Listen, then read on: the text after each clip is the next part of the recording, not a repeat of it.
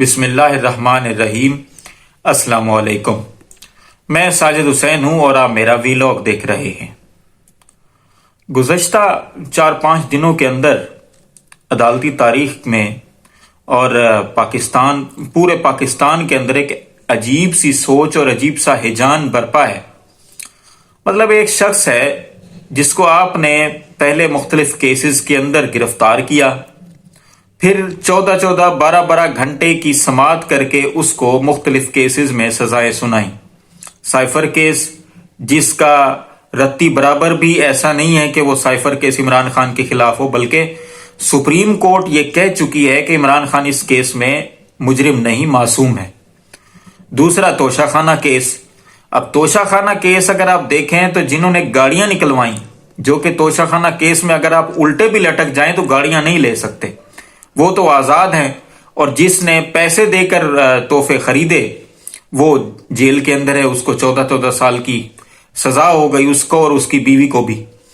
اور نکاح میں جو عدت میں نکاح کا کیس ہے، اس کے اندر تو رتی برابر بھی ایسا کوئی معاملہ ہو ہی نہیں سکتا، بلکہ 1400 سال سے کسی کو ایسا معاملہ نہیں ہوا کسی کے ساتھ کہ اس کو سزا دی گئی، وہ بھی نکاح کرنے کے اوپر۔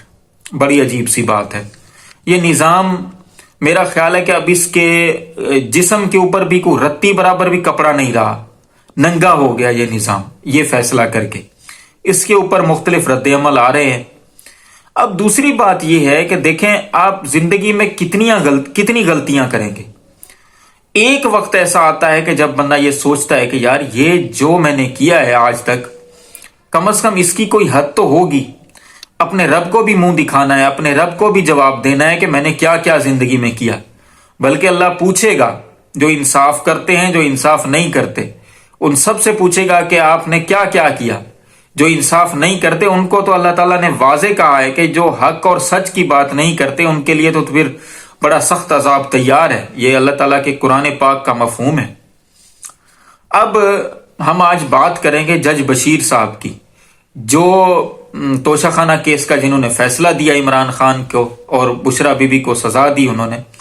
اب اس سے پہلے خبر میں نے بھی آپ کے سامنے رکھی تھی اور مختلف لوگوں نے اس کے بارے میں بات کی تھی، مختلف ویڈیو ولاگرز اس کے اوپر بات کر رہے ہیں، صحافی اس کے اوپر بات کر رہے ہیں، اسامہ غازی صاحب ہیں اور وہ اسد طور صاحب ہیں، اس کے اوپر انہوں نے بات کی ہے۔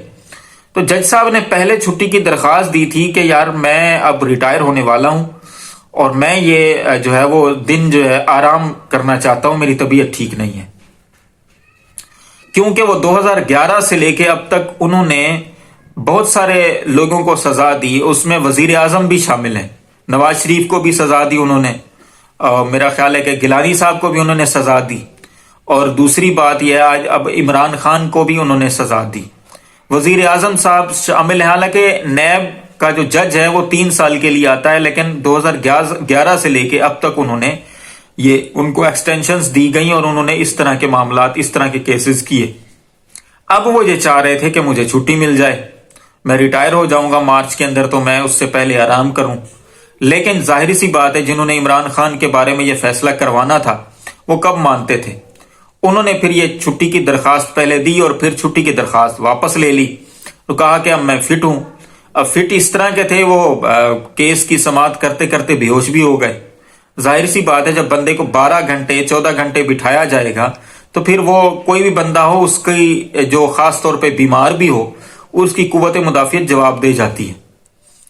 اب کیس کا فیصلہ تو انہوں نے سنا دیا۔ کہنے والے یہ بتا رہے ہیں، یہ دعویٰ کر رہے ہیں کہ وہ کہہ رہے ہیں کہ انہوں نے چھٹی کی درخواست پھر سے دے دی ہے، لیکن اب کی بار ایک اور کیس بھی ہے جس کے اوپر عمران خان کو شاید پھر سزا بھی دے دیں، وہ القادر ٹرسٹ کیس، اس کا فیصلہ بھی میرا خیال ہے انہوں نے ہی کروانا ہے، ان سے ہی کروانا ہے ان لوگوں نے۔ اب دیکھتے ہیں کیا ہوتا ہے۔ لیکن وہ اپنے قریبی ذرائع سے ایک بات اور بھی کر رہے ہیں جو اس ویڈیو کے اندر میں آپ کے سامنے ڈسکس کرنا چاہوں گا اس بات کو۔ وہ کہہ رہے ہیں کہ جو بھی مجھ سے آج تک کروایا انہوں نے، خاص طور پہ یہ والا کیس جو ہے عمران خان کا، جس میں نے حق دفاع بھی چھین لیا، کیونکہ پہلے جتنے بھی کیس ہوتے رہے اس میں حق دفاع ملتا رہا لوگوں کو، بے شک زیادتی ہوئی ہو سکتا ہے، لیکن ان کو اس طرح کا معاملہ کرتے رہے لوگ کہ سامنے یہ نظر آتا تھا کہ شاید ان کو حق دفاع ملا اور یہ جواب نہیں دے سکے۔ نواز شریف کے معاملے میں تو بڑے اچھے طریقے سے یاد ہے، جب پاناما کا کیس آیا تو نواز شریف کو بڑا موقع ملا، نواز شریف ہی تھا جو جواب نہیں دے سکا۔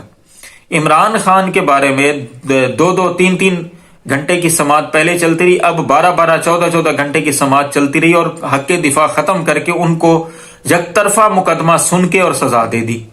اب یہ جج صاحب کہہ رہے ہیں کہ میں اپنے اللہ کو کیا منہ دکھاؤں گا جو میں نے کام کی ہے۔ اب اللہ یاد آ رہا ہے، ظاہر سی بات ہے، ایک ٹائم ایسا آتا ہے انسان کو جب انسان اپنا ضمیر ہی اس کو ملامت کرتا ہے کہ یار یہ تم نے کیا گھٹیا پن کیا ہے، یہ کیا تم نے اپنا مطلب کہ گٹر کا ڈھکن کھولا ہے، کہ جس کی وجہ سے بہت سارے لوگ ایسے ہیں جو گناہ گار ہیں، گاڑیاں تک لی ہیں لوگوں نے لیکن وہ آزاد پھر رہے ہیں، اور ایک بے گناہ شخص کو سزا دے کر آپ نے کیا حاصل کیا؟ کچھ بھی نہیں۔ مقبولیت اس کی ویسے کی ویسی ہے، ہوا اس کی ویسے کی ویسی ہے۔ الیکشن اگر آپ دیکھیں تو الیکشن کے اندر سوائے اس کے اور کوئی پارٹی ایسی ہے ہی نہیں جس کی ہوا ہو۔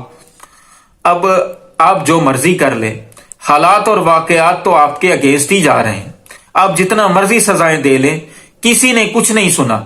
ایون کہ آپ نے اس کے کریکٹر اسیسینیشن کر کے آپ نے اس کی بیوی کی پرسنل باتیں بھی آپ نے عدالت کے اندر ڈسکس کی، سزاؤں کے فیصلے کے اندر لکھی، سوائے شرم اور سوائے بے شرمی، سوائے بے غیرتی کے آپ کے ہاتھ میں کچھ نہیں آیا۔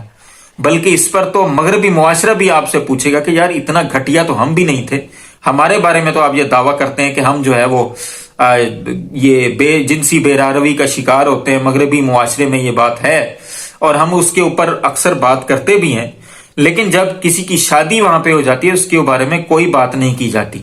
جو بات اللہ اور ایک انسان کا معاملہ ہے اس کو آپ ریاست کے ذمہ کیسے ڈال سکتے ہیں؟ مطلب یہ ریاست کیسے طے کرے گی کہ یہ عورت صحیح ہے یہ صحیح نہیں ہے، جبکہ اللہ تعالیٰ نے خود یہ ایک اصول طے کر دیا ہے کہ ایک عورت یہ کہہ دے اگر کہ میری عدت جو ہے وہ مکمل ہو گئی ہے تو پھر اس کے اوپر کوئی تیسرا بندہ سوال نہیں اٹھا سکتا۔ لیکن ہمارے ہاں یہ بے شرمی، بے غیرتی اور میں آگے کیا کہوں، یہ اس طرح کے حالات ہوتے ہیں۔ اللہ تعالی ہمارے اس ملک پر رحم فرمائے۔ یہ ملک ہم نے بڑی قربانیوں کے بعد حاصل کیا۔ تمام دیکھنے سننے والوں کو اللہ آسانیاں دے اور آسانیاں تقسیم کرنے کی توفیق بھی دے۔ ان مشکل حالات میں اپنے اس ملک کے لیے بھی دعا کریں، فلسطینی بھائیوں کے لیے بھی دعا کریں، اپنے آس پاس دوستوں رشتہ داروں کا خیال رکھیں اور ہمارے اس چینل کا بھی خیال رکھیں۔ آپ کا بہت بہت شکریہ۔